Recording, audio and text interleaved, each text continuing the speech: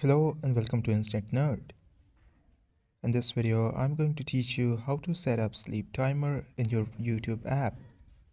If this video helps you, then consider subscribing and liking the video. First, open the YouTube app and then tap on your profile. Now tap on the gear icon in the top right corner. This opens settings. Now tap on general option.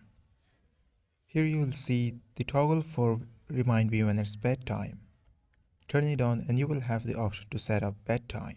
Here you can select the start time and end time of your bedtime.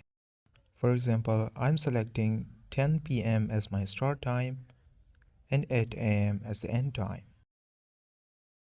Tap on OK when you're done, and that's it. That's how you can set up your bedtime in YouTube app.